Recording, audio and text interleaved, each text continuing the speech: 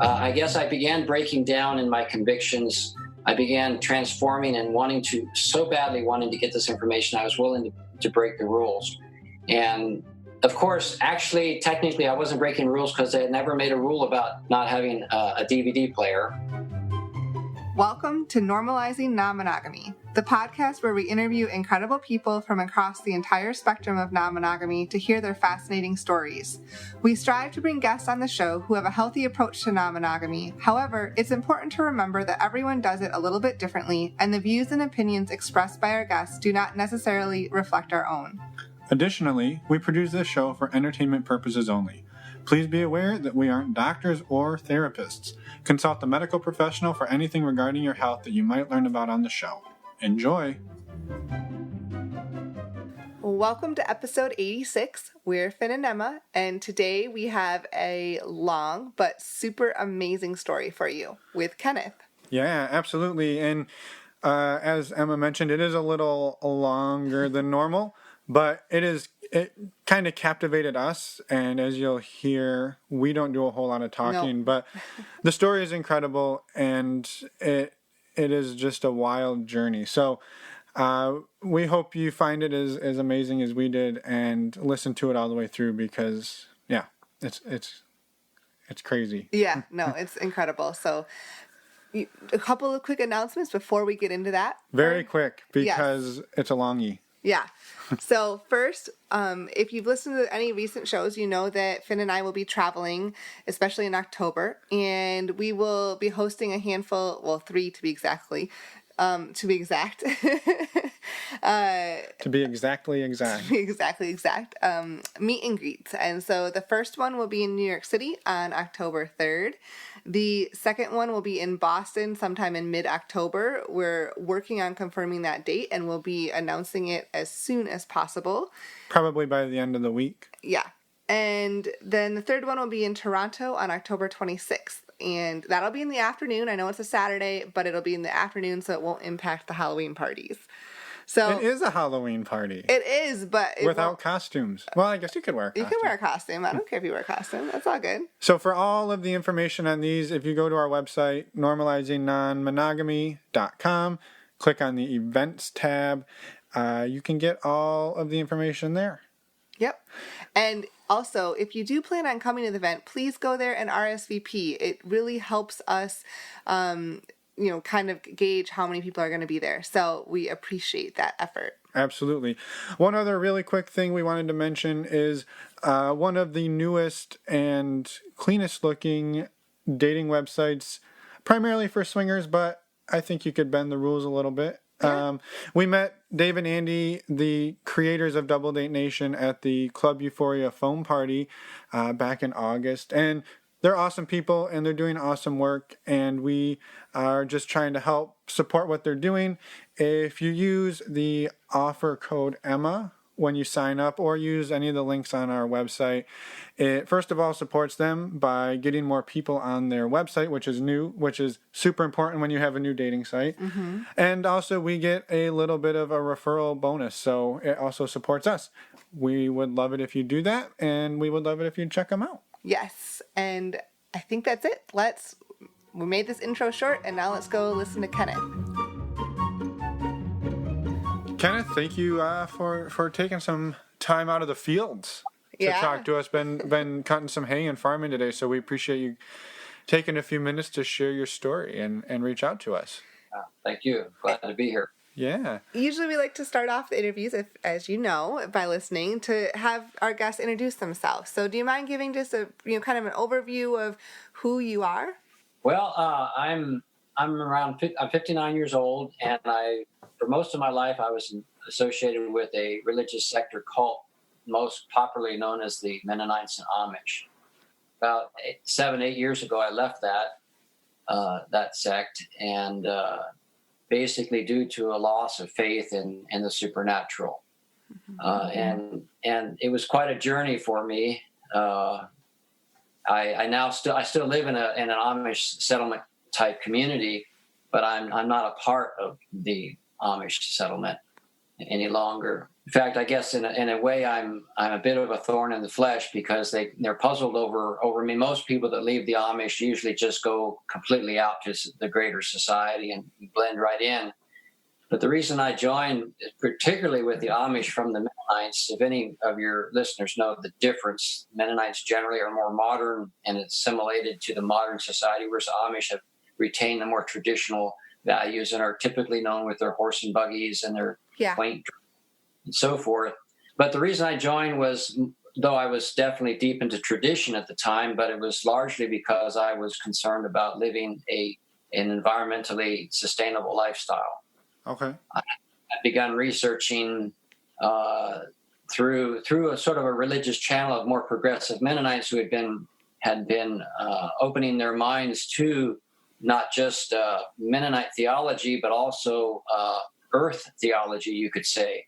And they began to write books that called Christians to be concerned about the planet that they believed God had created, and not just trash it. Because if God created it, if we're thinking in that vein of thought, then God would want us to care for it and not destroy that which He called good. And so at that point, I was very much not engrossed, but really sold with the idea. It really captured my imagination, is what I'm trying to say. It really spoke to my mind or my heart that that's what we should be doing. Mm-hmm. Because in my previous religious life, before I had converted to the Mennonites and later Amish, I had been in the Pentecostal movement, and they had a theology of Jesus Christ coming back very soon in a form called the rapture. Right. Mm-hmm. And so we had, in the 1970s, we had lots of books that outlined just exactly how Jesus was going to come, with all the different prophecies from the book of Revelation, and all fit together like clockwork. And I had relatives that very much believed that he was coming by 1984 or at the latest 1986. And at one time as a young teenager, I questioned one of my uncles about that. Well, what if he doesn't come back for the next 20 or 30 years? And the looks I got from my uncle was that it was almost sacrilegious what I had just said. So I dropped the subject and never brought it up again. So that's what you grew up in. You grew up in that Pentecostal environment. Yeah, right. And I consider it now, as I look back, as it was a springboard for me to then convert into the Mennonites, because Pentecostalism by itself is fairly radical, or it can be. And then it was an easy jump for me to go from that to the Mennonites because it seemed even more dedicated and more austere, which I was sort of drawn to that type of. But time went on. My aunt and uncle, they passed on. They fully expected to be alive when the rapture came, and they died and passed on. The rapture still not come, and I began to think, well, what if the Lord would wait for another 50 to 100 years? What would this earth be like? I became more and more concerned. My father had worked for the National Park Service and taught us children to respect creation and not litter and be good citizens. And I guess all those things sort of started kicking in, and that's what drove me to that point of what's going to be left if we don't consider what we're doing with the multitudes of people that are multiplying on this earth, and all the pollution and problems that are happening. And that's also what drove me to consider the Amish, because of their more simple lifestyle and not associated with the mainstream of the car and truck transportation. Right. And just more simple, idyllic, if I have that word right, idyllic lifestyle. It was very, very, I was just super attracted to that. I love that quiet, simple life, like a lot of people are. It's a romantic sort of experience to some. They think it's like a storybook, walking into a storybook. And in many ways it is, but of course they're still human and they still have their problems, which I was to find out. Right. Well, so at what point did you decide to join the Mennonite community? Was that in roughly what age were you at that point? I actually had made my mind up to join with them when I was a mid-teenager, which was quite young. I had a catalyst, and that was my older brother. He is 14 years older than I am, and he had already joined with the Mennonites previous to that. Okay. He was born in 1946, short history of him. And so he was of the age of the Vietnam War and the draft dodging, and he was sort of the hippie movement and almost defected to Canada, but then at one point he decided to take a religious route and look for a religious exemption by joining the Mennonites, and he actually did get a 1W exemption from the government to serve an alternate service instead of going to the war. Okay. And then as he came home and would visit, he would talk with me, and he succeeded in influencing me to this particular Mennonite group that had this teaching of the one true church, sort of like other denominations have, that they're the only chosen people of God. And it makes things seem so much simpler with all the confusion and all the denominations. This is just the one true church. Come to us and everything will be solved. Yeah. And that was very attractive to me, along with the more austere way of life and the quiet way of life. I was sort of turned off by the Pentecostals in a way, because we, of course, could sing hallelujah and praise the Lord and such like, but afterwards the young people could talk about things that I thought were too carnal, like the latest football game, the latest song on the radio, or somebody's fast car. And that just didn't click with me, especially after I had this new birth experience and I really dedicated my life to God. I just wanted to be 110% for him. It just didn't seem right. And then when my brother approached me and invited me to come visit him in his Mennonite community, which I did, while I still had questions, I was deeply attracted to their quiet, sincere devotion, especially their stance on not fighting, not being warfare like so many people. That was also very attractive to me. Yeah. More of a peaceful, loving people, and different parts of the Bible that most of the general society churches sort of overlook. Or take, for instance, if you look at the Bible at face value, there's a lot of different teachings and commandments, especially in the New Testament and in the epistles, that most churches today just basically brush aside. Mm-hmm. Notably, ones like that teaches women to be silent in churches, or to wear a head covering, and to be submissive to the husband. And that headship order, in most modern churches, that's lost. Women are preaching, women are not wearing a head covering, and they're taking a dominant role. And then other areas like today, it wasn't at the time, but the homosexual or gay movement that was in the New Testament is roundly condemned, at least from what I understand it. And most churches have somehow molded their churches to understand it differently. And now they accept gay people into the membership, which I think is good, even though I'm not a Christian any longer. I think it's good whenever a church can be open to science and psychology, and understanding more properly who we are as human beings. Right. But coming strictly from a Bible viewpoint, it's roundly condemned. I'm still puzzled today how some gays can feel really close with God and claim to be a Christian when their own holy Bible doesn't make much room for them. Right. But that's getting off on another topic. Yeah. So he influenced me, and then I didn't actually make my step to move until I was around 18, because I wanted my parents' permission to leave before I would go. Because, of course, the Bible teaches children to be obedient to parents. And so I had to follow that commandment. So finally, at one point, my dad said, well, you might as well go. Your heart's not here. They had hoped I would stay Pentecostal and marry, a Pentecostal girl, and they'd have one of their children of the family, living near them, and have their grandchildren beside them, which would all have been well and good. But I was really sold out, and I had one track mind. I knew where I was. So he said, go ahead. And so I moved to my brother's place, to that Mennonite settlement, and didn't actually join with that group. I got a little more depth of wisdom and realized that this teaching of the one true church is really sort of high-minded, and I would now call it religious bigotry. to think that they are the one true church. And I opened myself up to search amongst other Mennonite flavors and ended up joining more of an Amish Mennonite type church that was derived from Amish, but they had modernized and had cars, electric and telephone, sans TV and radio. Okay. In the early 1980s, there was no internet, so that was right. And so that was what you were part of for the next 40 years or so, or I guess 30 years or so. Yeah, about 30 years of my life. Yeah, I married into the faith. I met a girl or a young woman that was raised in the faith, and we married and had 10 children over the next 35 years.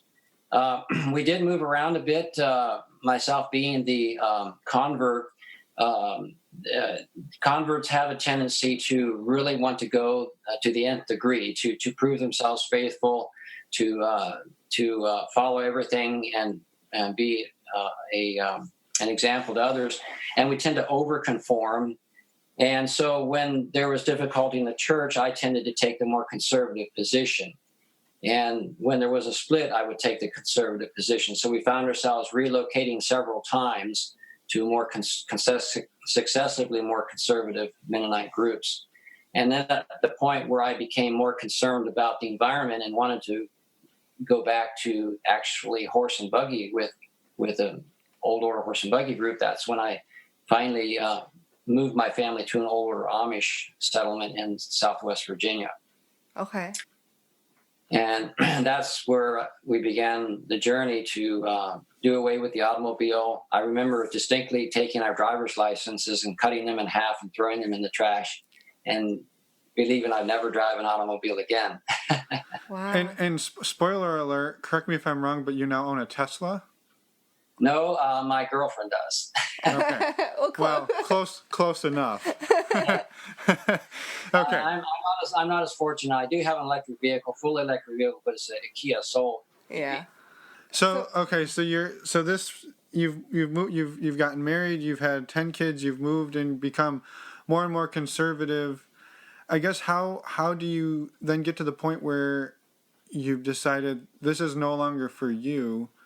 And then maybe we can talk about obviously our podcast isn't focused around Amish culture, so we're building into something here. So people, yes, we are. Okay, definitely. I'll get to it as quickly as I can. No, you're fine. You're There's fine. a lot of background it's extremely fascinating. Yeah. So we're happy to hear it out. I just wanted people to know that we're not just talking about Amish culture today, although it's a key focus of the. I had one quick question. So when you were cutting up your driver's license, like how old were you at that point? That was in 1998, so I would have been 38. Okay, so you had been driving for over 20 years. That was 22 years. Yeah.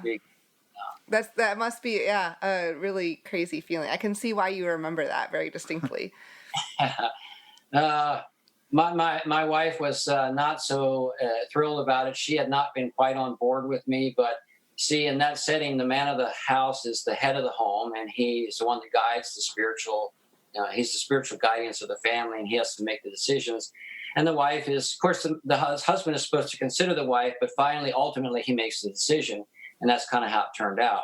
I just felt so deeply concerned about this, and I felt I had to move the family to this setting. And it's like my wife said at the time, it almost was like moving to a different country, to a foreign country, because even though she could actually speak Pennsylvania Dutch because she was raised that way, but yet it was a little bit different dialect and all different people that she didn't know. And it was a different area, very mountainous compared to where we had lived, and just different everything. And it was just that way. And that's how I myself was able to pick up the Pennsylvania Dutch. Mm-hmm. And I speak it fluently now. It was a wonderful experience. They were very good to us and very accepting, much more friendlier even than what the Mennonites had been that we had been a part of previous. So I still have a lot of fond memories. And we were there for about 3.5 years. And sadly, since it was a new and sort of revolutionary type Amish movement, which would be a story in itself. We'll put an asterisk there and maybe someday come back to that. Yes. So our particular settlement, for various reasons, decided to disband. There were actually two settlements 7 miles apart, and all in our settlement were wanting to move not to that settlement, but to another one in another state. There were some issues on not enough farmland, but there was also church issues.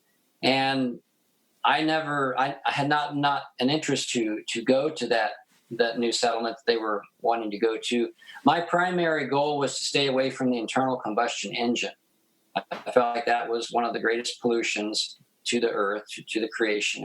And the group, as I had joined there, had eschewed that technology. They didn't have any engines. They used everything with hand or horsepower, and this is just what I wanted. And now they were changing the rules. They were going to allow these things to come in and be the typical Amish community where they have diesel engines to run their shops and little gas engines to run their Maytag washer and chainsaws to cut their wood.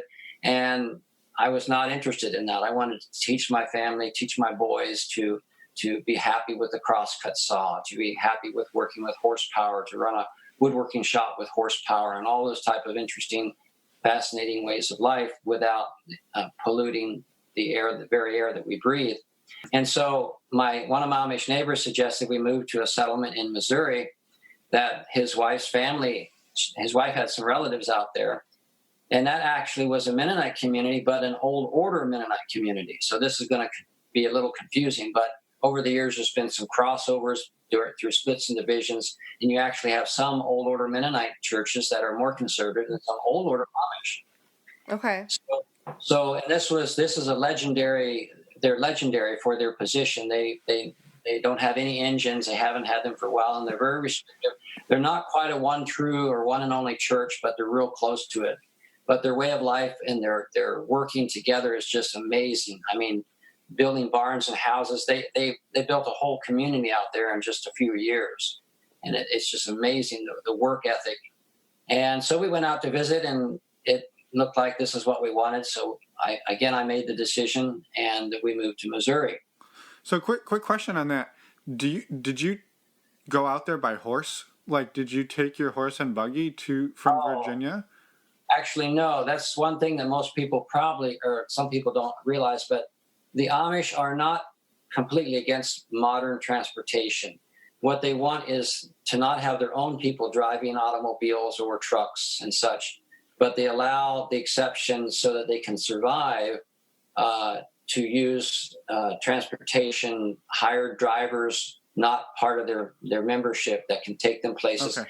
In case of moving, you'd hire a semi-truck driver that has a van. Sure. And yeah. Okay. Load everything up and roll out that way. Okay. There are a few legendary Amish, like the Swartzentruber Amish, that at one point they had the rule not to use tractor trailers, but they had to go by rail. Okay. Because it more conformed to their way of life with steel wheels on their wagons and buggies and the steel wheels on the railroad. And the railroad had been along since the 1800s, and it just fit more what they thought was the perfect way. Yeah. It's splitting hairs, I realize that, but these people, they're famous for splitting hairs, down to the buttons and pockets on their coats, and the length of the beards, and the width of the brim on their hats, or the size of the bonnets on the women's. I mean, they can spend hours preparing for communion services, and the ministers will go over all these details, and any problem points, they'll go over that in detail and, encourage the members to conform and submit to God, submit to the church. And it's a whole paradigm that's very foreign to most people. Yeah. But wow. It's fascinating and extremely. Wow. Yeah, it is very fascinating. Okay, so you moved to Missouri. Yes, and this is where the story gets interesting, and we'll come more to what your podcast is about. In Missouri, I sort of met my Waterloo, because these people were sort of what I consider the ultimate in separation from the world, of that expression, separation from the world. And yet I found some hypocrisy amongst them. They were going to the library and not telling others, but some of the men were using the computers in the library to source information. And this kind of blew my mind. I thought we would let others people, it's okay to let other people do that, but for you yourself to do that, to use a computer, seemed usually it was verboten, if you know that German word. Yeah. Most people, that seems to be an adopted word for Boten, but that is German. So, and it started very small. I got a few DVDs in the mail for woodworking information, and I was curious enough. And when I realized that some of my own brethren were going behind the scenes and using computers, I got a sort of a little brainstorm and kind of a sneaky side of myself, and decided, why couldn't I find a place to watch this little woodworking DVD? It wouldn't harm anyone. It's just between me and God. And so I did that. And also during this time, as you know, in any long-term monogamous marriage, things can get kind of monotonous. Mm-hmm. And we were struggling as a couple to, at least I was, to have that spark and flame that we had when we were first married. And of course, I should preface all this that there's a big difference between normal courtship and dating and marriage in the greater society, at least here in America, compared to the Amish and Mennonite way of dating. To them, dating or courtship, as they prefer to call it, is not to just date around and have fun. It's a serious matter of deciding who's going to be your life partner. Mm-hmm. And generally, the person that you date after you have maybe prayed and asked the Lord and asked your elders and asked your parents' blessings, the person that you finally, it's the boy that always asks the girl. The girl is not allowed to ask. So it's all on the boys' part. The girls wait for the boys to ask. And then, of course, the girls do have the liberty to say yes or no. Right. But once they say yes, and once the courtship begins, it's usually considered that that's a done deal. You're probably going to get married in the next 6 months to a year or two.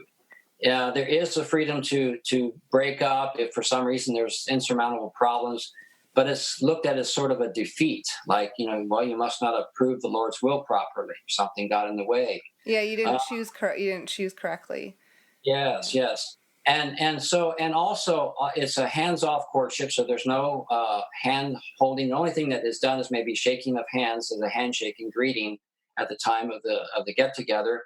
And then the young couple will maybe have a devotional period with the young man leading the devotions because he's going to be the head of the house. And then maybe they'll pray together and they'll discuss things that they find interesting together. But there's no kissing, there's no outward affection. In fact, even with married couples, it's very much disapproved for married couples to show any outward sign of affection, other than working together, having a peaceable home, not getting into arguments or fights, and showing just general kindness and hospitality toward each other. But any sort of hand-holding, affection, kissing, for my wife, she never saw any of that of her parents. So she had no role model. So we were struggling. As I matured as a man, I wanted to explore. I was more of an adventurous type lover. I found at first I was a very shy young man, but as we grew and had our children, we were going through our married days. It just seemed like it was getting more difficult for me to function properly, and for my wife to really have an interest. And so for her, it became more of a dutiful duty. And I didn't find it, as I got older, I found became more of the feminine, or I felt like I was exemplifying more of the feminine aspects of needing the connection, mm-hmm. The mental connection. I needed to see that she was connected with me and wasn't, thinking of something, far away. Sort of like that old story of someone here in the U.S. in the 1700s, was it, that said that when her husband comes to her bedroom, she just lays down, spreads her legs, and thinks of England. Right. Yeah. You've heard that before, perhaps. Mm-hmm. Yeah. So that wasn't enough. That wasn't enough for you, basically. No. I began to come to the point where I was dysfunctional. I didn't have ED, but I could not complete. I could not ejaculate. I was hard, but I just couldn't come. And a funny thing happened when my parents passed away, and I was going through their things. My dad had a lot of different magazines, health magazines, because he was quite a health-minded person. And he had this magazine called Prevention Magazine, which was printed by Rodale Press for many years. I'm not sure if it's still in print, But in those, there was one ad by a company called the Sinclair Institute, and it had in bold letters, sex education for adults. And I thought, wow, that's interesting. And of course, at this point, we had what I call now a sex-starved marriage. Mm-hmm. And I was sort of climbing the walls sometimes for connection, but and sort of I wanted to feel wanted and loved, and it was more just a dutiful thing on my partner's part. So I decided to send for the information, much to my wife's chagrin. She thought this was something we shouldn't do. It should only come from the church, religious books or something, Christian counseling books. But I was desperate, and so I sent for the information. And they started sending us catalogs with really sensual pictures of what they do. Sinclair Institute, if you don't know about them, there's also another company similar called the Alexander Institute, one on the East Coast and one on the West Coast. And they specialize in creating videos of actual couples having sex together and showing all the different positions and the different techniques. And they have certified sexual counselors, teachers, and mentors that will give their stamp of approval, and sometimes they'll actually come on and give lectures on the videos as well as to what you're going to see and why this is anatomically correct and why it's proven to be a good way. I think their motto is better relations, better sex. Okay. And so my wife, of course, didn't like these catalogs coming. They were too immorally or immodest for the children to see. And this was while you were still living in Missouri, right? Yes. And there was a time when we were having sex, and I just couldn't come. And I was working hard. I mean, I was sweating, and it wasn't happening. And at one point, I think she felt a little sorry for me. She said, that catalog came in the mail the other day. I said, it did. Where is it? She's down on the bottom of the drawer of the dresser. So I jumped off the bed, got the magazine, or not magazine, catalog out from the drawer and looked at it for a little bit and got back in position, and just like that, I was able to. And something clicked within me to realize that I needed some more stimulus. I need something to help me. Of course, to my wife, that made her probably feel like she's no longer good enough. Right. Typical reaction in a monogamous setting, mindset. But she allowed that, which was very interesting. So, of course, not having electricity, not having even telephones in our homes, there was no possible way that I could watch any of those videos unless I did something very radical. But I kept thinking about them, and I was still struggling with this. In fact, at one point, I found a payphone in town, and I called the Sinclair Institute, and somehow, by chance, got connected to the president of the institute. Whoa! Yes, and he was very candid and very kind, but very curt, and he asked me, what's my problem? And I said what it is. He said, well, do you smoke? Do you drink? I said, no, I don't do either of those. Well, he said, probably you're just having, you have a mind block, and it'd be good if you will watch our video series called the Better Sex video series. I said, well, I don't even have a telephone. I'm calling from a payphone.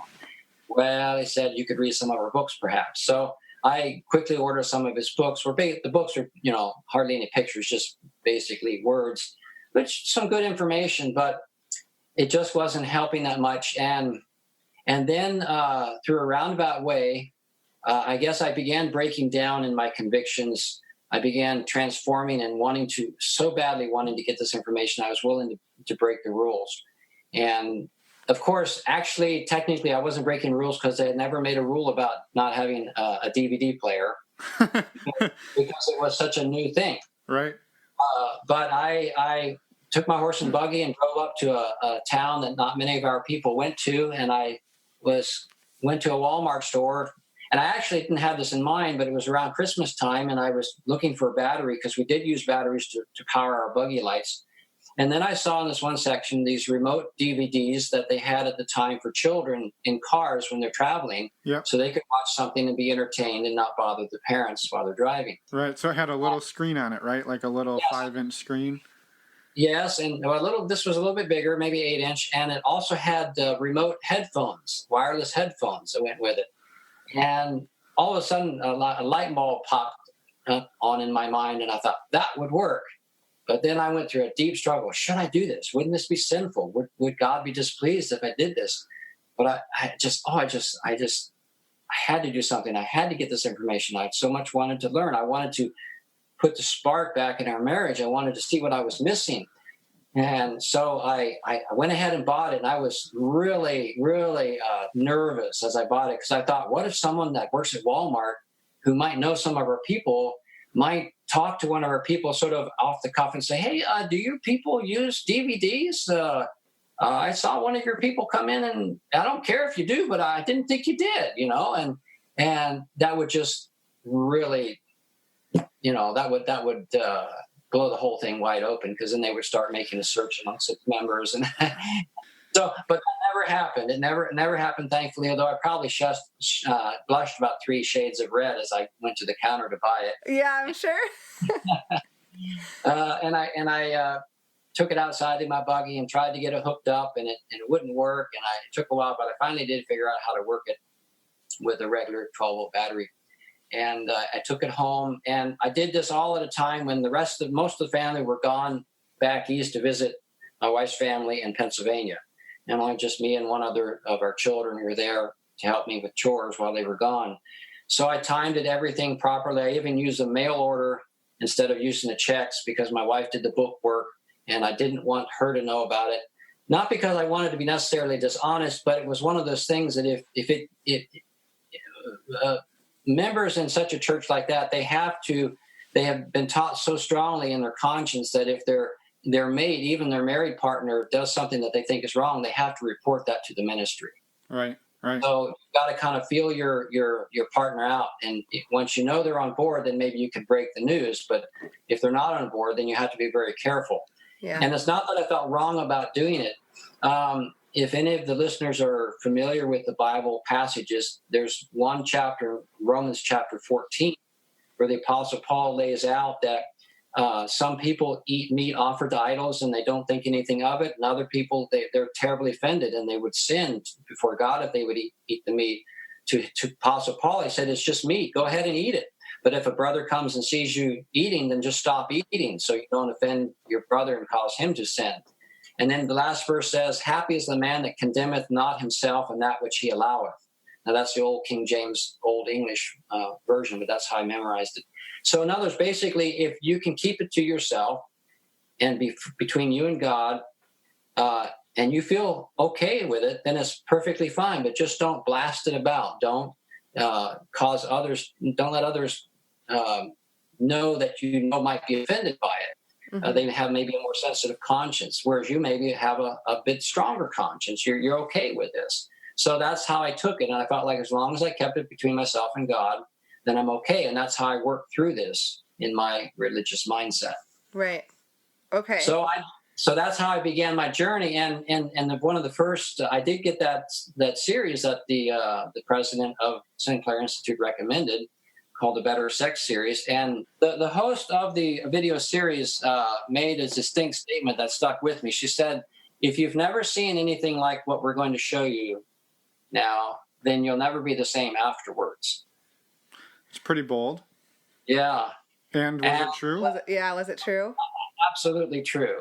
Once I saw the liberty and the freedom that couples can have, and the creativity that couples can have, even just simply monogamous married couples, which that's what they were displaying. They weren't getting into polyamory or swinging. Although actually some of their videos now, especially the Alexander Institute, has some very, very good videos on swinging. If anyone is interested. Huh. Okay, we'll have to look those up. I'll look into it. Highly recommend it. Two different videos on that, and you can now. They've advanced from the simple DVDs to you can get video on demand from them. So much simpler. So yeah, it definitely changed my viewpoint. And I, of course, desperately wanted to introduce my wife to this as well, but I didn't quite know how. I mean, how was I going to? Number one, I was looking at what they would have considered as pornography, although I don't really consider it now as pornography. It was actually instruction, teaching.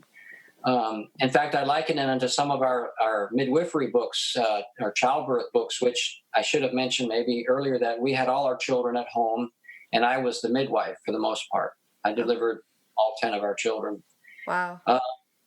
So we had some very interesting and forthright books. One was written by, it's called Spiritual Midwifery, and her name is not coming to me, but Ina Mae Gaskin, yes, from the hippie commune down in Summertown, Tennessee, called The Farm.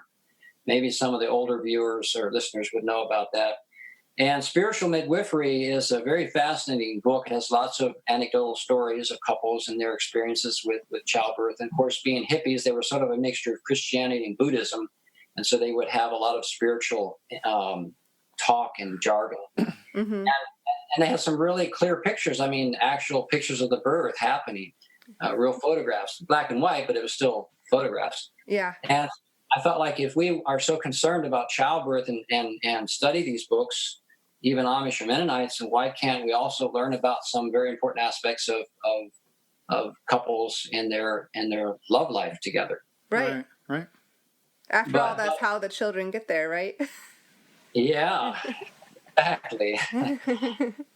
But so, like I said, I was between a rock and a hard place because what I was looking at was considered porn, and also because of being in the old order setting, any such devices such as videos or DVD players, even for simple things, if it wasn't even on the subject of sex, maybe it could be on woodworking or farming, all that would be verboten in such a setting like that, just as much automobile or radio or telephone. So I did try to, I would get books where I could and try to introduce them to my partner, my wife.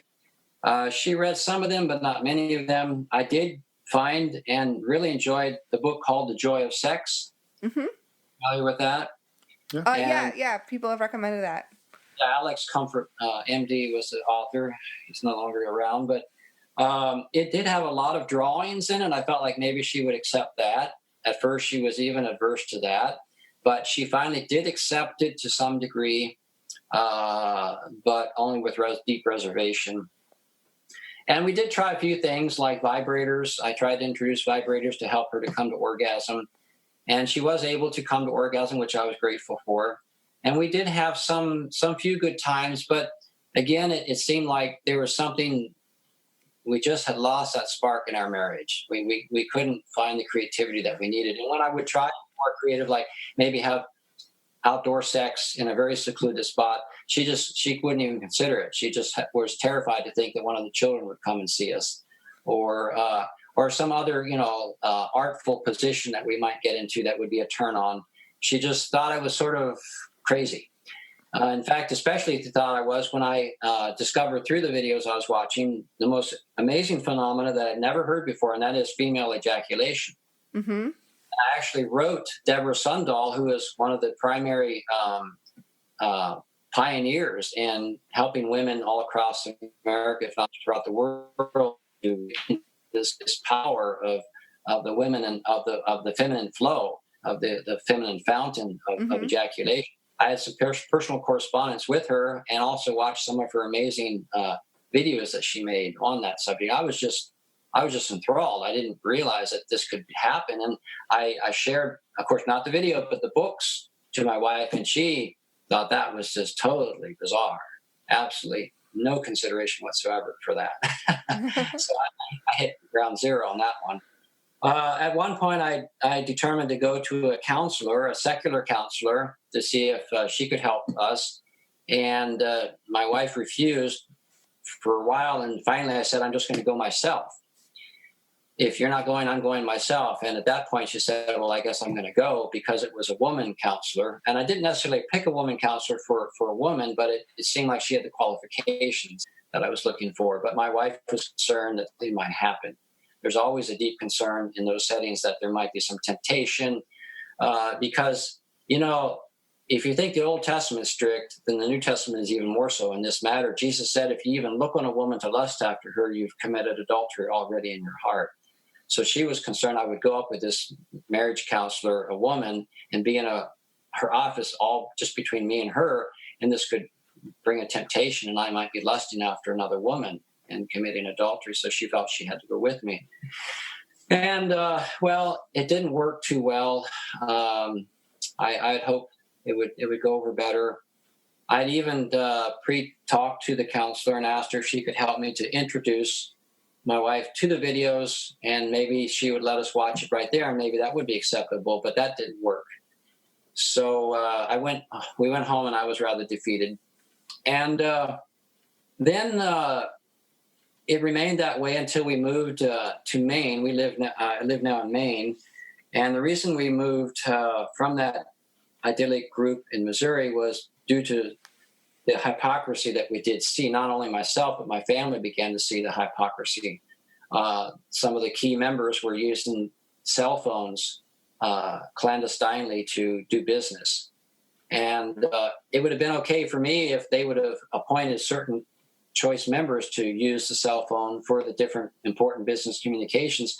But because they, every spring and fall during the communion time periods, they would lay out the rules, they would always reiterate that use of the cell phone is completely forbidden. And one minister went so far as to say that he thinks the cell phone was definitely an invention of the devil. And so if you take it that strong and yet your members, key members are using it, it doesn't match very well. Right. And so that tended to break down the conviction in my family, and some of my older sons who were upper teenagers by then began to borrow cell phones and use cell phones. And I even myself did. And that was due to my wife's prompting, which is a surprise. But because I was spending too much time, I would hitch up the horse and buggy and go 7 miles to the nearest payphone, only to find 3 or 4 other Mennonite brethren using the phone in front of me. And I had to wait my turn, and sometimes till I got to the phone, the businesses were closed that I needed to call. So that's when my good wife said, well, why don't you just use the neighbors when she comes to buy strawberries or milk or whatever? Just ask her. She's friendly. I said, what are you talking about? We shouldn't be doing that. Well, you save a lot of time. And finally, I just couldn't resist the temptation, and I started using the cell phone. And my neighbor, conveniently, I don't know if she bought it from me or not, but she conveniently had an extra cell phone. She said, just keep it. Just use it as you need it. And so I kept it. And finally, at one point, we got found out. And that's when the axe fell, and they were determined to discipline us for this. And, of course, I said, we're doing just what you're doing. But as one person joked later, we didn't have the last or the proper surname. If you had the name Hoover or Aslan or other name that was, very prominent, then you probably would have just gotten a slap on the back of your hand and need to make a confession in church, and it would have been all good. But for us, no, we were still kind of outsiders, even though we'd been there for 8 years. We were still the outsiders, and they had us marked, and they excommunicated us and put us in the ban. Wow. So you know what it's like in an Amish Mennonite setting to be put in the ban, then you know it's a difficult situation. I have no idea what that's like, but I can imagine that it's not fun. Well, no, they won't eat with you. They won't buy anything from you. You can't go to their stores and buy anything. They don't want to do any business with you. They try to be kind to you, and they'll still invite you to come to church. But the whole purpose is to try to get you to break and repent and confess, or accept your discipline. It was a very difficult situation, and we just didn't feel accepted any longer. And that's when we started looking elsewhere. And we found an Amish settlement that was more open-minded and more broad-minded in Maine. And we decided to move here. So that's that part of the story. Then what happened, to get back on track as far as the purpose of your podcast, at the same time as I was having this sort of, what do we call it, sort of a strange dichotomy, or you might have to edit this. You're good. Almost like an awakening kind of thing? Awakening in my life, but I was also sort of living a double standard. Right. Here I was, and it was sort of cognitive dissonance is what I was trying to think the word. Yeah. It's like Thomas Jefferson. He owned slaves, but he was adamantly against slavery. And yet the reason he kept slaves is because he didn't know how to operate otherwise. He had Monticello there to take care of, and he needed all these different servants to help him to maintain the grounds. Sure. And while he opposed slavery and wrote about it, yet he himself kept slaves. We call that, what was the word I used? Cognitive dissonance. Yeah, cognitive dissonance. Sorry, I'm blanking out here. So I had this struggle, And at the same time, I had met a man in Missouri that was a good. We became good friends. We were a bit of an odd couple because he was not Mennonite, but he began helping me in some things and doing some of the driving when I needed an extra driver to take me where I couldn't go, which was allowed to a limited degree. And for some reason, we became very good friends. I'm not sure if it's because of my explorations in the forbidden, but I needed somebody to be able to be a sounding board for me. And he sort of became that. And at one point, still being a Christian, I asked him, Lynn was his name, short for Leonard. I said, by the way, what church do you go to? And he said, well, I really would rather not say. I mean, I asked him what he believed. He said, I'd rather not say. I said, why not? We're good friends. Why can't you tell me? He said, well, he says, when I tell people, they either shun me or try to convert me. And I said, well, I won't do that. We're friends. He said, well, I just don't believe in anything. And essentially, he was the first real atheist that I ever met. That's essentially what he was trying to tell me. Right. So he didn't use the A word at that moment. And so I said, okay, that's fine. I'm still friends with you, and I really appreciate your help. And he was just that. In fact, after we were put in the ban and then decided to make the move, he was the most helpful person I could ever imagine. I couldn't understand this, how an atheist, who we believed was a sinner going to hell, could be so helpful and kind. And he even went to the point of helping me load the last semi-trailer. My family was already in Maine, and I had to come back, and he helped me till like 11 o'clock at night. And still asked that as we closed the tractor trailer doors, is there anything else I can help you with? And his wife was there with him. And I said, no, thanks, Lynn. I really, really appreciate that. And I, of course, went to the house and crashed, totally tired, worn out. But he also drove my family without any charge, the 1,800 miles from Missouri, western Missouri, up to Maine, other than the charge for the gas. Wow. And his drove another smaller U-Haul truck that we had for smaller items, and I rode with him. And he also did it without any charge. Of course, I paid for the rental truck, but he just did it free on board. And I was just so blown away by this show of kindness and love by people that I generally would have not considered, that could exemplify such kindness. I mean, sinners are supposed to be selfish, self-centered people that look out just for themselves, but these people were looking out for me. Right. And my family. So this built up a deep respect and a confusion in my mind how this could be. And so, but I still was that, when you lose your faith and after being in such an immersion of deep fundamentalism, it doesn't leave you all at once. It goes by bits and pieces. Yeah, it's a process. Yeah, it's a process. Someone said one time, who also came from a Pentecostal background, that I watched a very interesting YouTube video on, he likened it unto like maybe 7 pillars. And I suppose there could be more, but 7 is a significant number in the Christian faith. Right. You could have the pillar of like faith, of fellowship, of family, of prayer, of different things. And so he had 7 pillars. He said generally a Christian might suffer the crumble of 1 or 2 pillars in their Christian life as they go through their life because of doubt or disbelief. And they still remain a Christian. But if too many of those pillars crumble, then the whole thing comes tumbling down. And that's what was happening with me. Little by little, my reserve was crumbling, even though I was still trying to soldier through it and do my best to convert my friend to Jesus. And after we got here to Maine, I should say that the situation was a bit different because the Amish here did allow the telephone in a little phone shed. So we could have a phone shed and we could have voicemail and use it like a mailbox, and people would call us. It was supposed to be out of earshot so you couldn't hear the phone and it wouldn't disrupt the family time, and you could just go out there and use it as you needed it for a business tool.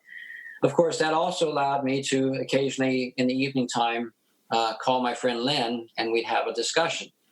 And of course, while I said I didn't want to try to convert him, in actuality, I couldn't help it. I really wanted to convert him. And so we'd have these friendly discussions, but every time he would turn it around and he would help me to see that I wasn't thinking properly. And he also many times said, I really shouldn't be talking with you because I'm concerned what this could do for you and your family if you would happen to begin to change your mind. And I said, that's all right. I'm fine. I figured in myself, I had God on my side, no problem. But as time went on, it crumbled more and more. And since he knew I had access to the internet by that time, he said, why don't you watch this series? We talked about evolution and creation. And of course, I was a young earth creationist, as all Amish Mennonite people are, and most Pentecostals are for that matter, that we believed that the earth was created in 6 24-hour days, and on the seventh day God rested. Mm-hmm. Whatever the Bible said, we believed it. There's a little saying that says, the Bible says it, I believe it, that settles it. Right. And that was our mindset. But he began to help me to see that I didn't understand evolution or evolutionary biology at all, and that it was much more fascinating and much more intricate and much more explainable than just a miraculous God making cows and sheep and animals, and one day and poof in the mountains, poof in the sea. Right. Whereas as creationists, we had silly jokes and stories about the evolutionists that showed clearly we didn't have a clue what true evolutionary science or biology was about. So once he helped me to see that and geared or guided me towards a video series called The Foundational Falsehoods of Creationism, and I watched the entire series. I had to, because he was my friend, and I didn't just want to argue and talk over his head or talk against him. I wanted to actually consider what he was saying. And so when I watched these videos, then I just saw so clearly, it's just like a light bulb moment. I just saw that actually evolutionary biology is actually factual. It makes a whole lot more sense than the creation story. And that's when everything started really crumbling. And the last straw was an interesting website that I came across through the recommendation of another free-thinking friend called Why Won't God Heal Amputees? And myself, I have actually a bit of an amputee situation. I lost a finger in a table saw accident and maimed another finger. And soon after I had that happen, I met a former Pentecostal friend when I was visiting my parents. I was already on my Mennonite journey, but he met me and we visited, and he had been my best friend in earlier years. And he had become a part of a faith healing type Pentecostal church that believed with enough prayer God could heal and do anything. He said, Kenneth, if you had enough faith and prayed, God would answer your prayer and give you your fingers back, completely like they were before the accident. And I just off the cuff said, no, God doesn't work that way today. Oh, yes, he does. No, he doesn't. Yes, he does. No, he doesn't. And we just couldn't agree. And we went our separate ways. And I never thought about it afterwards. I just had the Mennonites don't believe much in miracles, modern miracles. They just take miracles in the Bible, and that's good enough for them. And they may believe in a little bit of healing, of minor healing. There's some instruction in the New Testament of anointing with oil of the elders to the sick, and it's supposed to heal them. But I never saw any real healings. It just people either got sick and either died or they got better. So when I came across this site during this journey of towards free thinking, I thought that's really an interesting question. Why won't God heal amputees?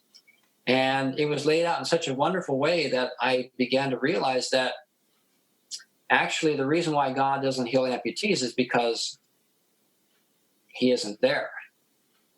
In other words, he can heal things that are sort of ambiguous, like maybe cataracts or appendicitis or hearing problems or things that you can't quite put your hand on. Maybe cancer victims even might think they were healed. But if you would pray and ask God to heal an amputee, maybe not a person like myself, but say a young child that was in an accident and had their legs taken off, and have their whole life in front of them. What if we created a prayer chain and hundreds and thousands of people would be praying for them? Wouldn't God see fit to heal them? And if he did, wouldn't that make those of us who are doubting step back and say, hey, there's something out there? Mm-hmm. Because when you see something form, flesh and blood, I'm not talking about prosthesis, I'm talking about a real arm or a real leg. Right. Yeah. That just doesn't happen. And I even saw videos of people going to some of these famous Pentecostal faith healers, and they would purposely get people like that have permanent spinal cord injuries, where they're quadriplegics or paraplegics or Down syndromes people, and they wheeled them into the meeting where they were having this faith healing services where people were supposedly getting healed of hearing problems and so forth. And these faith healers would refuse to pray for these disabled people. Wow. They actually sent them away, which was clear evidence that They couldn't do Right. it. It was impossible. And so that was kind of the last straw where I realized that actually in my mind, I concluded that God is imaginary. Mm-hmm. And as an atheist now, I will say for those listeners who are still have a faith in God of some sort, I can't prove a negative that God doesn't exist completely and absolutely, but for all practical purposes, that's the way I see it. Okay. And I'm much more happy now as a free thinker, and it also opened the door for a much more greater exploration in my life. But of course, as my friend Lynn warned me, I would suffer serious consequences if I would come to that conclusion. Right. And of course I did, because that doesn't jive very well in a fundamentalist sect like the Amish. Right, of course, yeah. So several things happened. I actually didn't feel I could hide the fact there are some atheists that try to stay in the closet. There's even ministers that are preaching from the pulpit that no longer believe. And they're in a very tight spot because most of them are salaried ministers and they've made their livelihood this way. They don't know what else to do. In the Amish and Mennonite setting, ministers aren't paid. They're just ordained from the laity and they work like anybody else. But in most general society churches, as we call the higher churches or more worldly churches, then that's more of a problem. And they can hide it or they stay in the closet until they find a safe way to come out. Where for me, I couldn't, because I had already been questioning if there was a God, and I had actually opened up to one of the ministers about that. So he knew I was doubting, and I could not live with myself to live a double life any longer. And so at the time of examination that they have each several weeks before communion time, which is a big deal with the Mennonites and Amish, I just admitted to the ministry in the interview that I couldn't go on. I didn't feel like I had faith anymore, like my faith was crumbling. And I asked if they could just release me from membership. And it looked at least a little bit that they might do that, but in the end, they couldn't just let me go. They had to excommunicate me. But in the process, before that happened, one of my sons happened to find my padlocked box that had my videos in. While I was gone on a trip to visit my sister, and he was around 17, 18 years old with hormones raging, and he found these things. I don't know how he broke into the metal box. I kept it hidden, and he also was having struggles with masturbation. When I say struggles, is because in this setting, masturbation is considered very sinful. Right. It's self-abuse. In the German, we have the term Selbstbefleckung, which means dirtying oneself. Mm-hmm. And when you're in such a religious setting where you're strictly taught that such things can land you right in the fires of hell, then you might do this for a while, but then you hit what I call a religious guilt wall, where you just can no longer sleep at night. You just can't live with yourself. You want to get right with God. You want to confess the sin. What do you do to get this peace with God the back that you used to have? And one of the most common things is make confession. Well, it would have been one thing if he'd have come to me and said, Dad, why do you have these things? And also, by the way, I'm having struggles with masturbation. What should I do about it? I know I could have told him, number one, at that point, I no longer at all believed that masturbation was wrong. In fact, I realized through my sex education that it was actually good. Mm-hmm. It's the foundation of understanding how our body works. And so I could have told him, well, just keep it to yourself. I realize that the church teaches this way, but actually it's okay. But as far as the videos, I'm not sure what I would have done. However, he did what could have been the worst thing to do, and that is he went to the ministers and made confession, as well as telling them what he found. Well, at this point, your wife still didn't know either. No, she didn't. Yeah. So this is where the shit hits the fan. Okay. And I come home and I notice something really different, a real different atmosphere in the home, especially with my wife. And I'm like, what's going on? And it wasn't long before I found out that what had happened. And I said, oh boy, this is going to be a real roller coaster ride from here on out. Yeah. Wow. So I was really, boy, I was tarred and feathered real quick. They gave me 6 weeks to repent. And even the whole church even had a time of prayer and fasting for a whole day for me, because I was well known. I mean, by this time I was in amongst these circles for over 30 years, and I knew people in many different levels of the groups. And I guess it was just a terrible shock to so many people that I would be involved in such a deep, dark sin. But I was at the point of no return, because even if I could have conformed and gotten rid of my little clandestine DVD player, or my little, at that time, I had a Samsung tablet, which was my internet connection.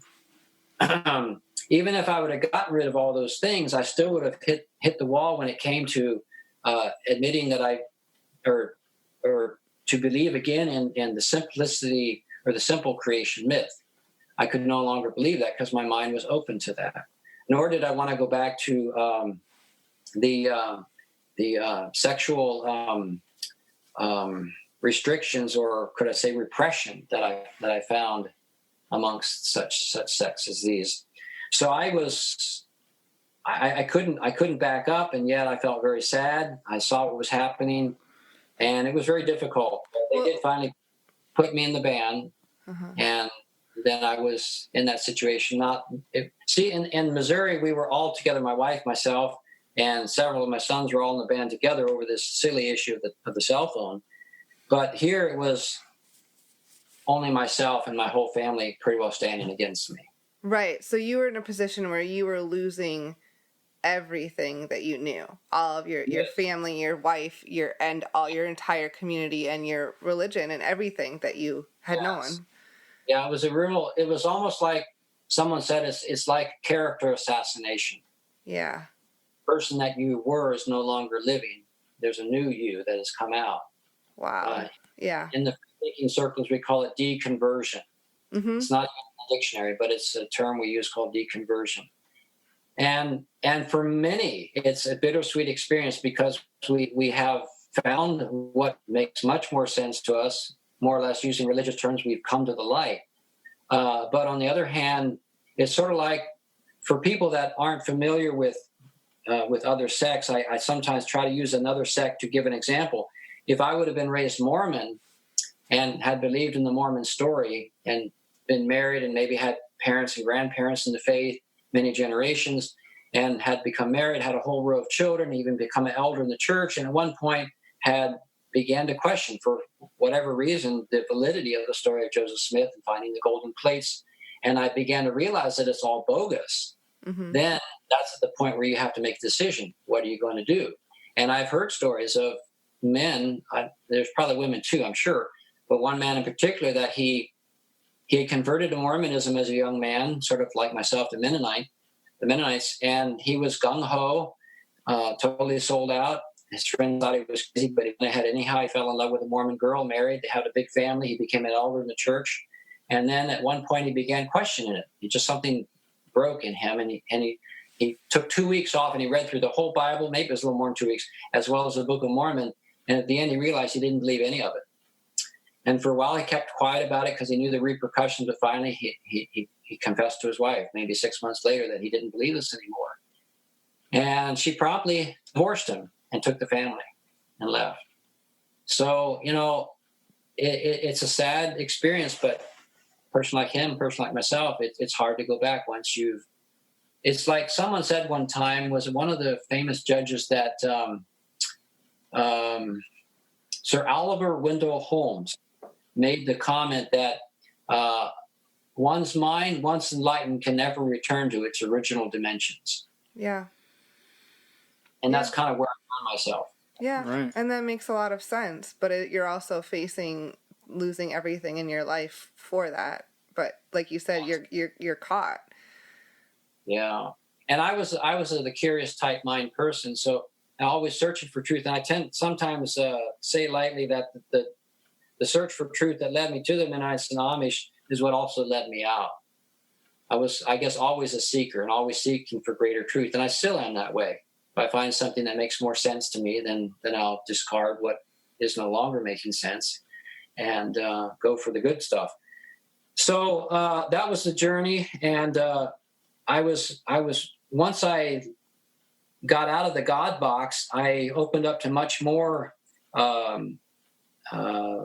openness towards human sexuality. And one of the books that was very instrumental in helping me was the book called Sex and God.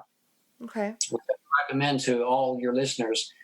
Dr. Darrell Ray, who is a clinical psychologist and at one time was a Christian himself, he's now an atheist, like I am, longer than I've been. And he wrote this very fascinating book called Sex and God. And the subtitle is How Religion Distorts Sexuality.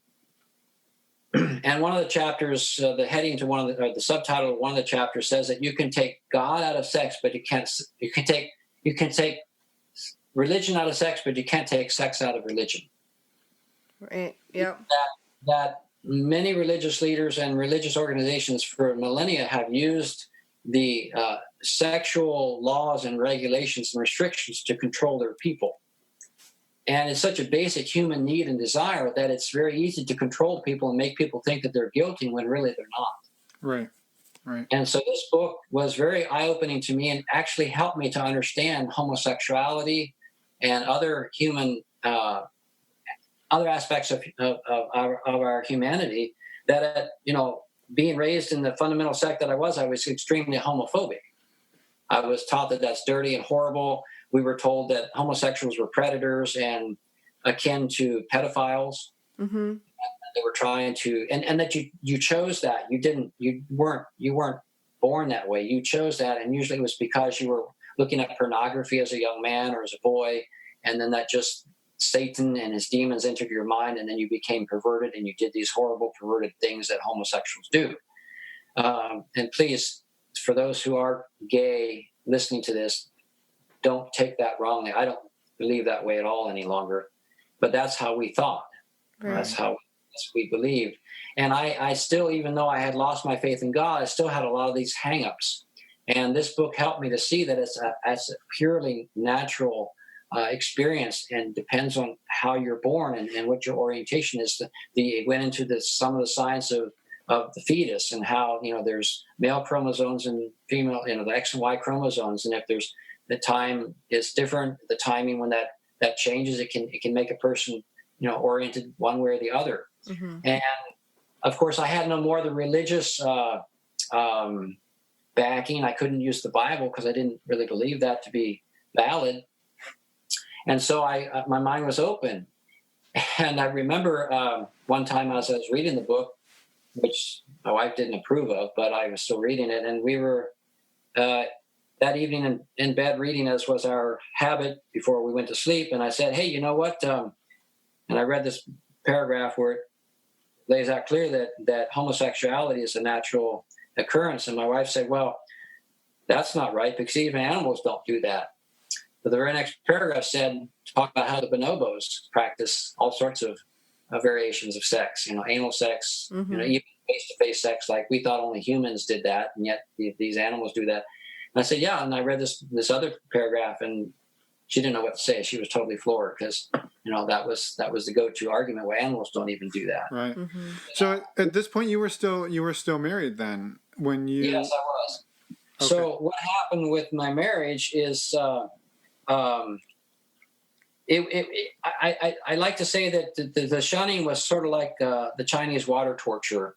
It was little by little, drop by drop, and I was concerned that I might lose my sanity because my sons were ferreted away from me. They were sent to different jobs. They weren't allowed to work with me on the farm. I had to beg for help.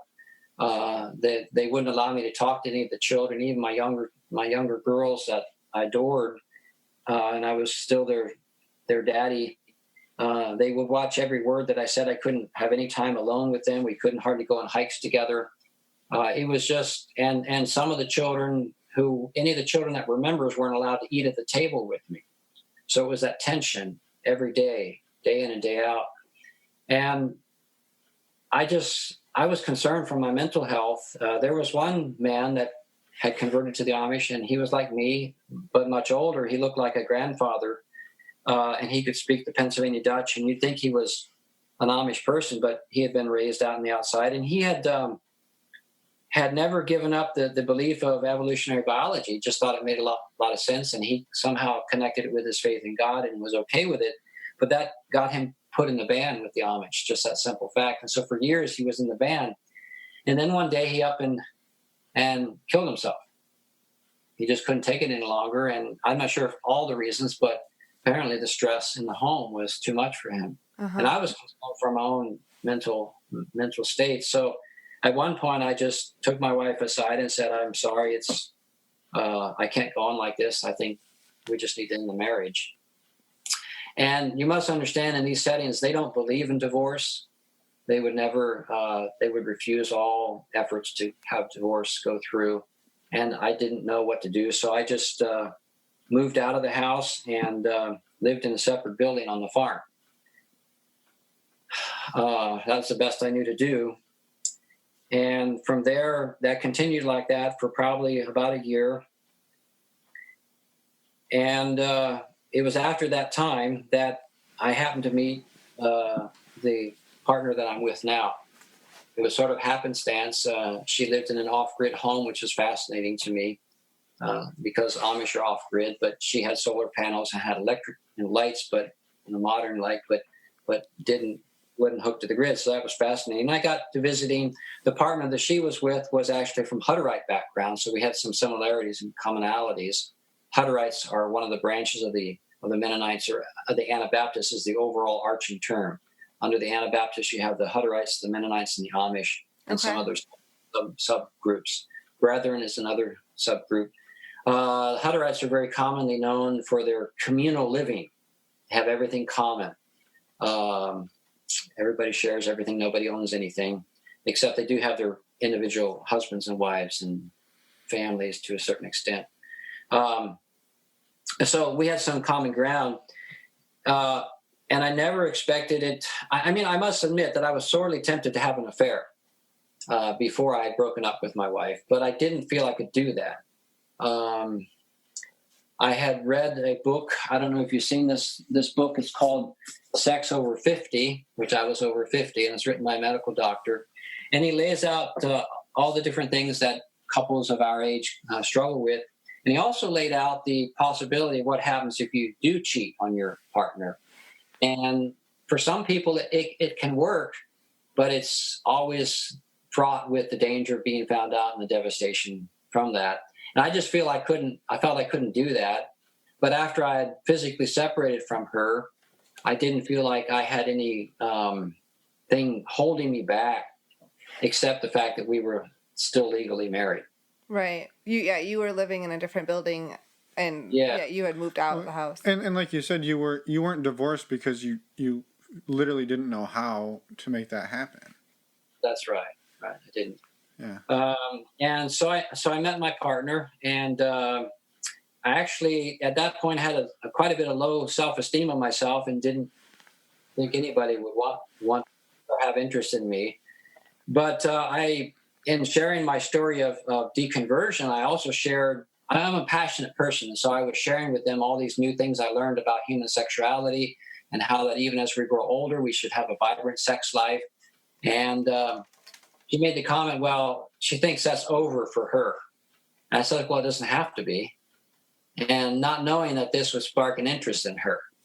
And several visits later, or maybe a month or so later, we were alone together in the house for some reason, and she made the comment that I'm glad you're here, and kind of snuggled up to me. And I was amazed. I didn't realize that someone would take an interest in me. And of course, we began communicating some more and talking, and it ended up to grow into a relationship. And so I was, at that point, I had read about, oh yes, the book Sex and God also opened my mind up to polyamory. Okay. And the whole world. I'd never known about that. I had, of course, known from the Old Testament times the polygyny that was in the Bible, sure. Like Solomon and his wives. And of course, while it seemed kind of fun to think about a male having lots of women available, it always didn't seem fair to the women that they were, in this bondage sort of thing. And of course, the New Testament fundamentalist Christians don't believe that that's for us today. Real quick, you cut out a second ago when you said was she with him at this time that she had sort of expressed her interest for you? Yes. Okay. Yes. And it was, I guess, so it was okay with him at this point, like how this was? Yeah, he was a really easy, and I almost think he took his communal living to almost accept that his partner could also have more than one partner or lover. Okay. And so we actually at one point had sort of a semi threesome together. Huh. And it was fun. It was actually the you're going to laugh at this, and I'm sure your listeners will too, but it was the very first blowjob I ever had. Wow. I never had that experience before. And I had read about it. I'd seen, in my video series, but I never could get my chaste wife to consider something like that. That was too bizarre for her. And so this was really a amazing experience. And of course I felt really connected. And it was later that we got, more involved and got into full on sex with each other. And it's kind of sad in a way. I was totally fine and good with the other guy, but I guess it was more on her part that it wasn't really working out. I had known behind the scenes that they weren't getting along the best. Okay. He had his own sexual hangups, which sadly was stemming from some sexual abuse from his Hutterite colony that he grew up in as a boy. Oh, okay. He had been abused as a boy, and I tried to help him. Actually, I gave him some of the videos that I had. I had by that time a whole library of the Sinclair and Alexander Institute series of all facets, from sexual exercise to what women want, what men want, and all sorts of wonderful videos. And I gave him a few, but he was like 14, 15 years older than I am, already in his upper 60s, and he just didn't have any interest in that and returned them to me. And so she finally ended that relationship and more or less moved in with me for a time. And I did tell her that, of course, coming fresh out of a sort of like a divorce with my ex, as I tend to call her, I knew that I couldn't consider marriage.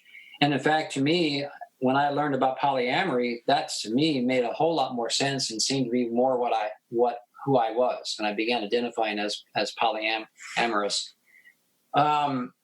So that was an interesting journey. I think she felt like maybe it was a phase I was going through and that maybe I would simmer down, because I learned that actually she was more tended to be a serial monogamist. This is your partner, yeah. My partner, yes. She had multiple partners through the years and had explored a few crazy times, but never anything that she had one partner that was claimed to be polyamorous, but then he was bad at polyamory and a few times cheated on her without telling her. And that doesn't work very good. And she kind of got burnt from that. And so she was very concerned and sort of cagey about experimenting with that. So I wasn't sure what to do. I thought for a while she was on board, and sometimes it seemed like she was. But, and I even began to associate with a Facebook group here in Maine.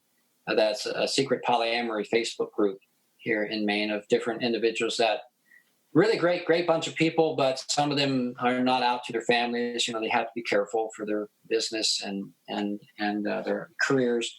And we'd have get-togethers, and we'd go to some of those. And then they started a poly camp in New Hampshire, and it's a wonderful place. We have lots of classes, lots of activities.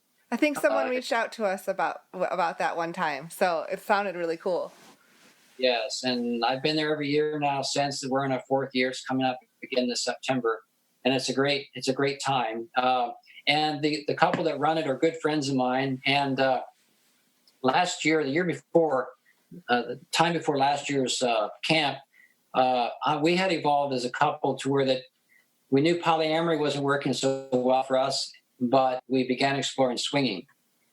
That was more acceptable for my partner because it didn't entail complicated relationship patterns and structures. Yeah. Okay. I mean, I was ready for polyamory, and I guess for myself, I would be more open-minded to even like a polycule. I tend to be a little bit more of the Hutterite type viewpoint of communal things, and I see the structure.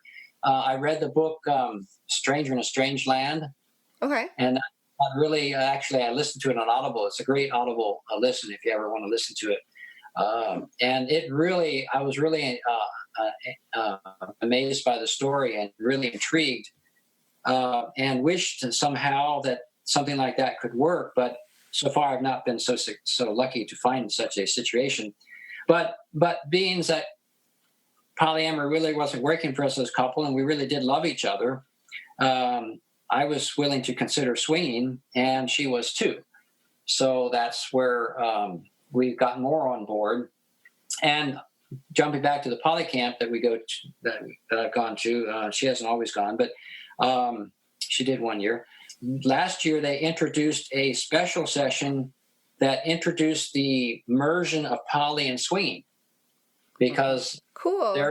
They're listeners to the Swing Set podcast, and they were also beginning to evolve in their position of poly to realize that there's actually not that strict division line between the two, that actually they do merge. Yeah. And so they wanted to be more progressive in their viewpoints, and they introduced this. And it's amazing the effect that it had. A lot of people were open to it, but there were some that were not. So there can be some real strong feelings. Yeah, for sure. So it was a lot of fun. At the last camp, I actually did at the end of the special exercise introducing the merging of poly and swinging, I met a woman, and she was there with her partner, and they both had given each other the clear go ahead to play with others if they found that opportunity, and she and I hooked up. So we had a good time, but we didn't have full sex. And the next day, he had not found a partner to play with, and feeling a bit lonely, he made an amazing suggestion. He said, "Why don't we just have a threesome together?"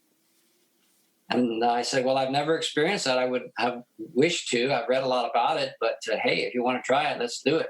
So I experienced my first threesome there at that camp. Wow. Yeah. So this was after you had met your partner, and she just wasn't there, right? She wasn't there. Yeah. Okay. Of course, I told her afterwards, and it was a bit of a struggle for her. We had to work through it. I mean, I wasn't trying to hide anything. I just went back and told her real joyfully and sort of exuberantly what had happened. But she hit a bout of jealousy, and it was kind of a difficult time for us. But we've worked through it, and she's been going through counseling, and she's actually listened to some of the Swing Set podcast episodes, and some of yours as well. Yeah. So she surprised me this last winter. We like to do fun things together. We're pretty environmentally conscious, so we try to be careful what we do. I've consistently avoided traveling by airplane anywhere. I haven't flown for over 40 years, and that's sort of due to various reasons. One of which, because joining the Mennonites and later the Amish, they're sort of sketchy on flying in airplanes. Mm-hmm. The Amish don't do it at all. Some groups don't do it at all. Some allow limited flying if there's no other way to get there. But at that point, by this point, I had become very concerned about the environment and the effects that flying has compared to other means of travel. Yeah. And so my partner was more interested. She would like travel to Europe or Costa Rica, and I just said, "Fine, you go ahead, but I'm staying home." And but this Christmas, she decided to surprise me with a gift if I was willing. She said, "If you're willing, I'd be willing to take us down to Cancun to the Swing Set Takes Desire, if you're willing to fly."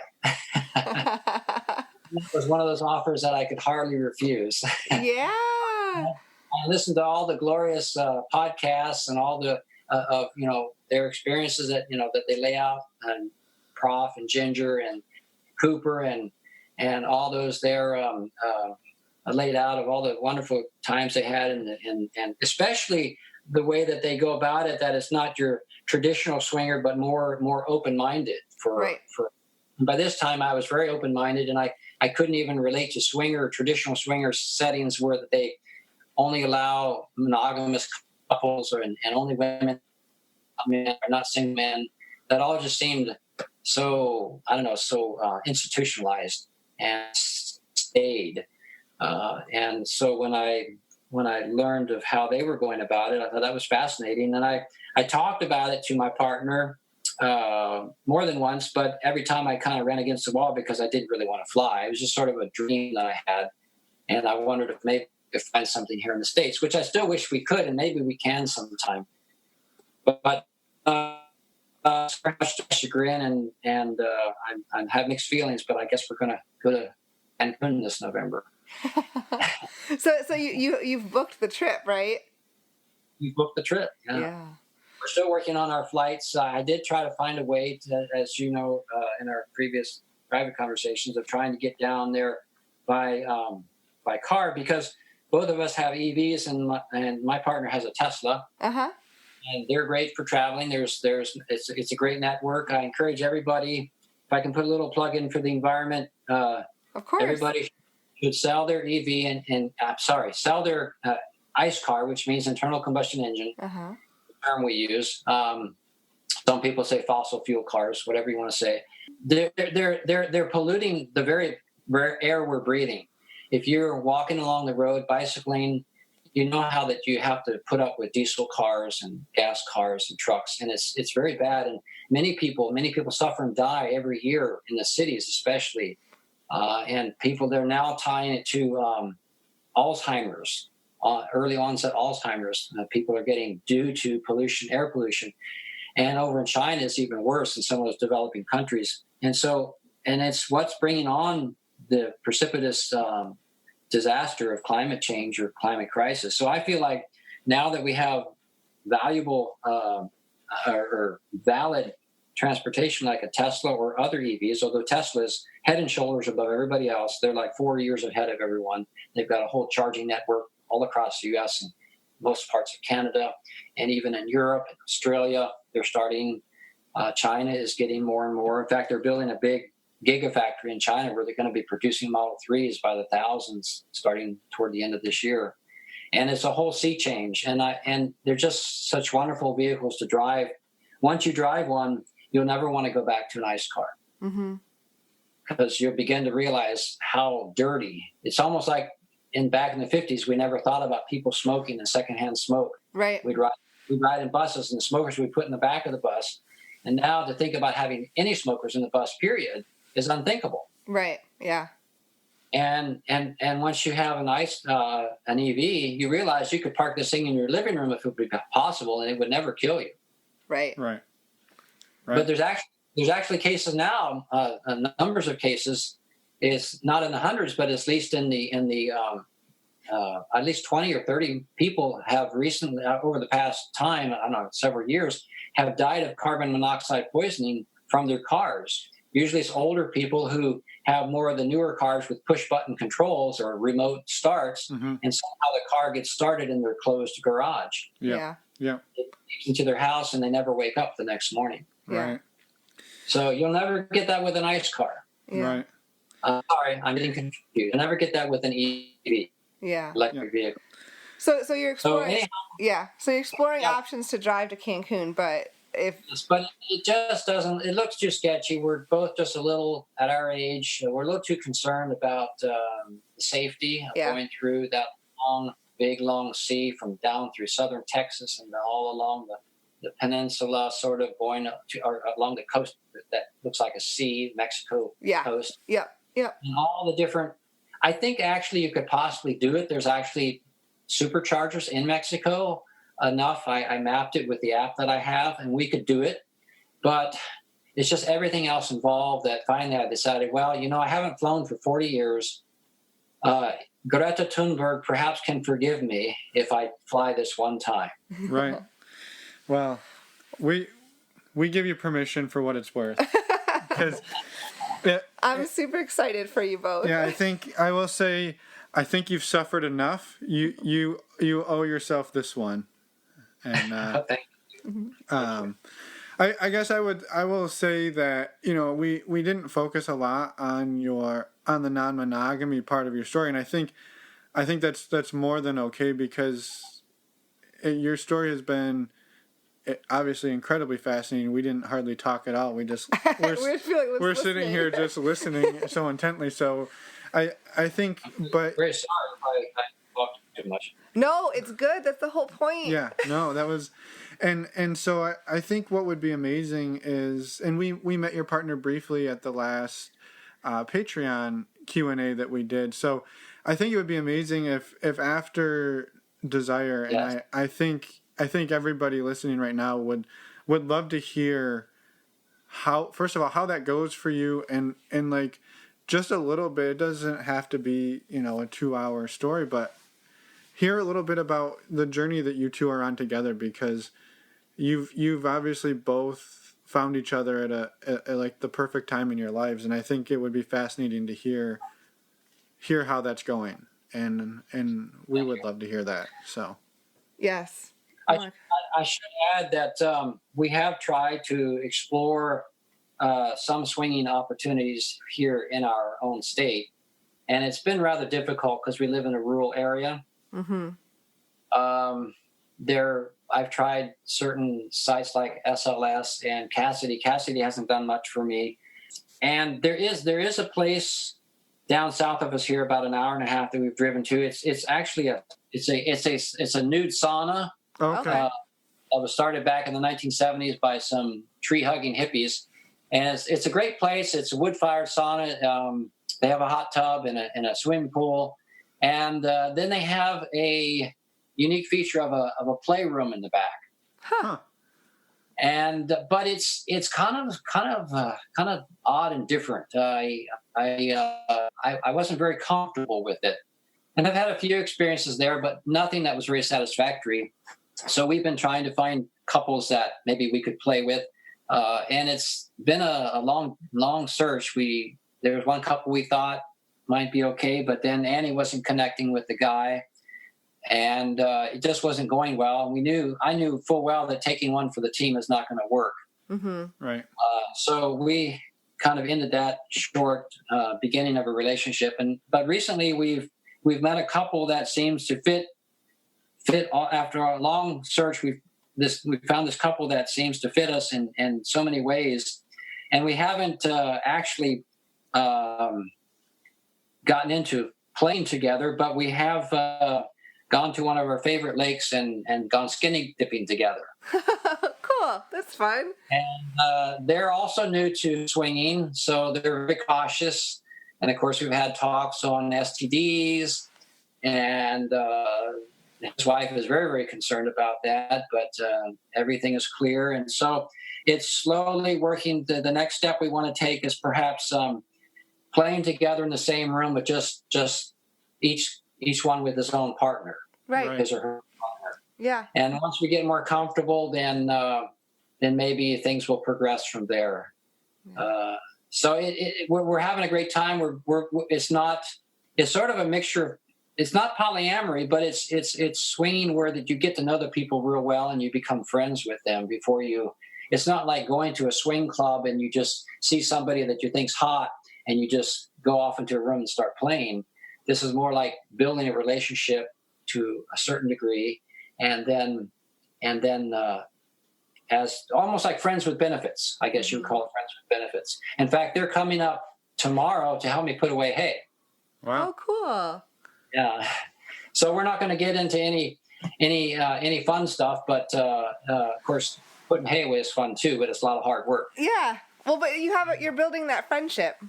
Yes. It's looking quite positive. I've done a little flirting with her, and she with me, and vice versa, and we're all feeling good about it. Yeah. So, in time, Yeah, I think that's amazing, and I know this episode has been longer than some of our other ones, but I think that you have been so vulnerable and helpful in sharing your story, because you've shared, your story is incredible. And I had one quick follow-up question that I know people might be curious about, in that have any of your children, like, have they still have a relationship with you?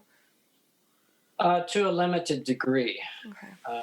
I using a religious term, I would say that I count my blessings as much as possible. Or as Monty Python would say in his famous song, "Always looking on the bright side of life."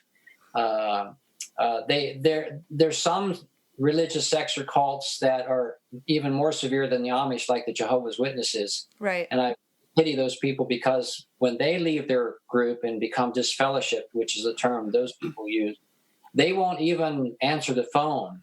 Like if you call your parents and your parents are still with the Jehovah's Witnesses and you've been ousted and they see that you're calling, they won't answer the phone. And it could be an emergency, but they won't answer the phone. If they see you in town, they're walking the other side of the street. They'll ignore talk. It's very, very sad, very, very, very harsh. With the Amish or the Mennonites, they still talk with me, but it's sort of guarded. Yeah. And some are more friendlier than others. There's some Amish people that would hardly wave at me when they go past in their horse and buggies, because I live on a main stretch that allows them to have to travel. But others will be more friendly. And I think of the little quotation from Bertrand Russell in the early 1900s, who was a free-thinking philosopher of his time. And he said in a BBC interview once that cruel men believe in a cruel God, and they use that belief to justify their cruelty. Kindly men believe in a kindly God, and they would be kindly in any case. Mm-hmm. And as you think about that, the meaning of those words, it really hits home that a person that's kindly natured, even if they're in a strict religious sect like the Amish, they'll just find it in their hearts to still be friendly, at least to a certain level. Right. And I have some good Amish neighbors that will still actually help me. Like, I don't have a baler to bale my hay, so he'll come with his team of horses and pull this baler. It's got a motor on it to run the baler, in case anybody wonders how the balers run. And he pulls it through. That's the way they do it. And he bales the bales for me. And I usually try to get other people that are non-Amish to help me. And I've been fairly successful, but there's a few times when people that are not used to farming don't realize how urgent it is sometimes to get your hay in before it rains, or it'll ruin the crop. And sometimes I've had to go and ask, sort of beg for help. And then, bless their hearts, they'll just pitch right in. They'll drop whatever thing they're doing, and them and their boys, the men and the boys, will come and help me put my hay in my barn. Right. So, and for my family, I do go and visit them occasionally. They moved to Pennsylvania, so I don't see them much. I do have one daughter that's married to one of the Amish men here in the community, and they have 3 sons. So I see some of my grandchildren. I have 16 grandchildren and counting, I say. Wow. When you have 10 children in the Mennonite circles, they don't have any concept of overpopulation, and they don't believe in contraception. So it's very common to have 6, 8, 10, or 12, sometimes even 15 children. Yeah. In the course of a marriage. So I could easily have 40, 50, or 60 grandchildren until I'm in my 80s. Wow. That's just wild to think about. And I do go and visit my daughter sometimes. They usually let me come in, and I stop and visit. We try to stay off the subject of religion. We try to just talk about farming or other things that are happening with the family. And once in a blue moon, they'll stop in and visit me, which is really nice. I really appreciate that they do that much. And my other family members, they have occasionally, but it's a long trip. It's 700 miles. I do hope this fall to take a trip. Annie is going to be going on a bike tour called the Women's Bike Tour down in Pittsburgh. Mm-hmm. It takes the Grand Gap Trailway all the way down to the C&O Canal, and then all the way to D.C. It's about 300 miles. Mm-hmm. Cool, yeah. It's a women's tour, so I'm not going to be on it, but we're going to drive the Tesla down, and then she's going to let me have the Tesla, and I'm going to go up to see my family in Western Pennsylvania. Good. Very cool. Well, that's encouraging that at least you have some contact with them. So I think that's going to make people happy to hear. Even. Yeah. sometimes they'll send me birthday cards. I have one daughter that still remained in the Mennonite church in Missouri. She was the oldest of the children and didn't side with us during the difficulties there. And she's visited me once in a while when she comes to visit her sister here. And recently, for my birthday, she sent me a card and even had sewn me a shirt. Aww. Which I thought was a real gift of love. Yeah, for sure. She's thinking about you. Yeah, of course that's very common. They in such a setting, all the clothes are usually hand sewn. Right. And have their particular costume. The women have theirs, and so sewing shirts. She learned that from her mother, and she's excellent seamstress. And I really thanked her for that. I was really touched by that. Yeah. Yeah. Well, that's amazing, and I think the whole story is amazing, and we appreciate you sharing all of it with us. Yeah. And we're so happy you reached out, and I think we're happy to hear that you and your partner Annie are starting to explore things, and it sounds like it's not going to be without its hiccups, but you both are on the same page, and I think that's amazing. Well, and it sounds like you're taking it step by step too. Like you said, you've had experience. They've experienced some jealousy. You've working through, finding that swinging might be better suited for you. You're taking your time with a couple, so you're taking the baby steps, which is encouraging. Yeah, little by little. Sometimes I've been told that I have the patience of Job, and the other times I've been told that I'm very impatient. I said that I hope I fall somewhere in between there. Yeah, well, sometimes I do get impatient, and especially when I was trying to locate, I was sort of the person of the partnership or the couple that was doing the surfing on the dating sites, and just one dead end after the other. And I was getting pretty frustrated. I was ready to find someone, let's get this on. Yeah. But patience. There's a little saying, let patience have its perfect work. I think that's actually a scripture, that let patience have its perfect work, that you may perfect in entire wanting nothing. That may not, if you have to think about that before you understand it, but that's a quotation from the New Testament, I think. Well, I will say, even in the best of circumstances, patience are required while surfing any of the dating sites for people in a swinging capacity. Well, actually, I think just dating, any type of dating website at all, there's a lot of patience. Yeah. Needed. Yeah. Well, we truly wish you both the best of luck, and we're so excited to hear how Desire goes. Yeah, we can't wait, and we're so excited for you. And we want to hear the follow-up on that, so we look forward to it. Yeah. Glad to share. And thank you so much again for reaching out and and just sharing this incredible story. I know that a lot of people will find it fascinating and hopefully get a lot out of it too. Yeah. So, if it can be of any help to anybody else that finds themselves in a unusual and difficult religious situation, then I'm grateful. I know mine is very unique, and I am curious if there's anybody out there that's in the swinging world that has had a similar coming out, because there are some.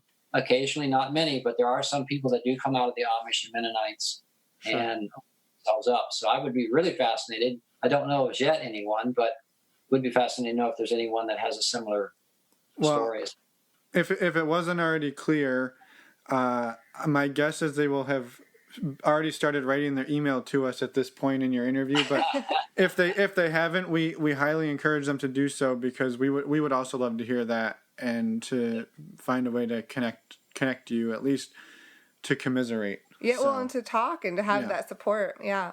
So. Yeah, great. Yeah. Well, thank you.